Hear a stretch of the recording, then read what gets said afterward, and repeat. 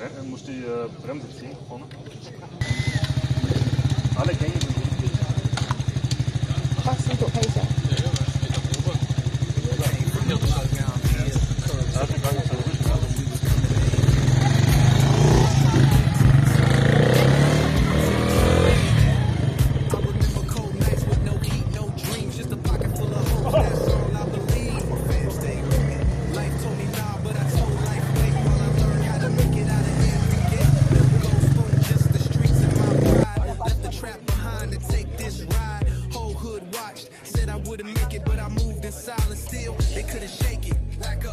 Dream, didn't live it. Every struggle was a lesson, now I'm feeling gifted. From the block to the billboard, now they know my name. Every city, every coast, respect the game. Started with a plan and some faith in my crew. And now they see me moving like I always knew. We rise up, put it on for the ones that been with me. From the gutter to the Grammy stage, y'all gon' feel from the block to the billboard. Can't stop me, build.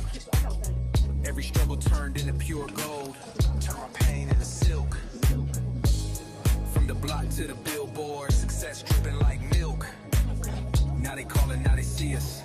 We built this empire on wheel. They told me stay in line, but I made my lane. Came from the heart of the block where we train. Never had a cosign, never had to push. Just hustle in my chest and my name in the bush. But I carved out my legacy. From brown pride roots to the billboard climb. Kept my head up high while I worked overtime. Learn from the struggle, move with grace. Now I'm taking my shot. Front of the race, we gon' beg, we build, stand tall, get it down. And my story